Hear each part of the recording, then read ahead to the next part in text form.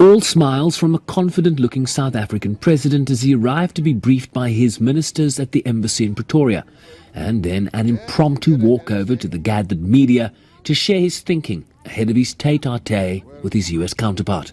We're always ready. We are hoping to have really good discussions with President Trump and his fellow government colleagues. I'm looking forward to a really good and positive meeting, and we're looking forward to a very good outcome for our country, for our people, for the jobs in our country, and good trade relations, and to normalize relations between our two countries. The economic imperative is the most imperative, is it not, Mr. President? The economic imperative is the most important here. Well, the trade relations are the most important. That's what has brought us here. We want to come out of the United States with a really good trade deal, investment promotion. We invest in the United States and they invest in us, and we want to strengthen those relations, and we want to consolidate good relations between our two countries. So I'm very positive. The agenda is likely to cover a broad range of issues, tariffs and trade in the context of AGOA, or a pivot to what might come next, peace efforts in Ukraine and Gaza, the G20 and the importance of multilateralism, and on the periphery, addressing misconceptions around South Africa's domestic laws and policies that have at times overshadowed the broader relationship.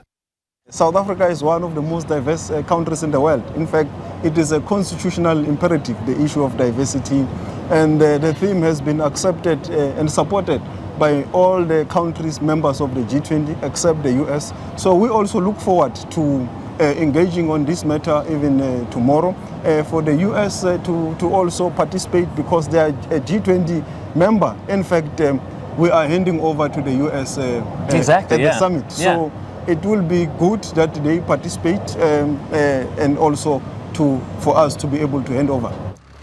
While the agriculture-export relationship will be a key peg in South Africa's wheel come Wednesday.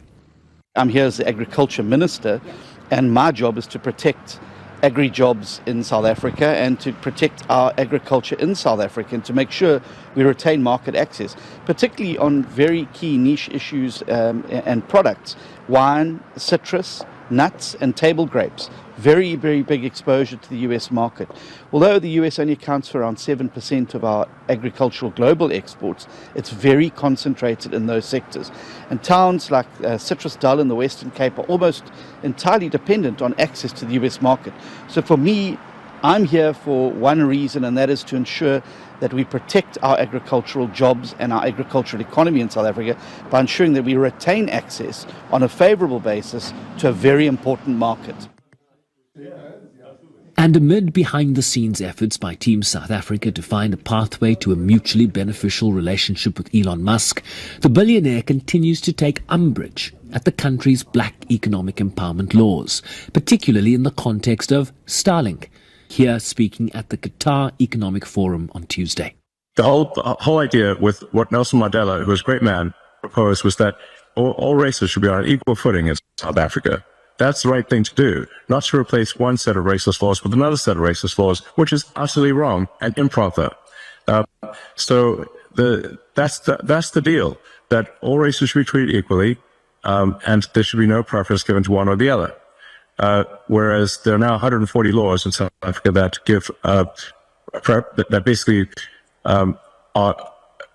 give strong preference to if you're a black South African, and not otherwise. And so now I'm in this absurd situation where I was born in South Africa but cannot get a license to operate in Starlink because I'm not black. The scene set for a day in which South Africa will take center stage. The building blocks for this bilateral relationship will likely come down to the rapport that is struck between the two presidents when they meet in that place behind me. Remember that this is the beginning of the reset. And what the relationship looks like beyond Wednesday is what the South African delegation is most focused on. Read into that a lot of trade and a lot of investment. Sherwin Bryceby's SABC News, Washington, D.C.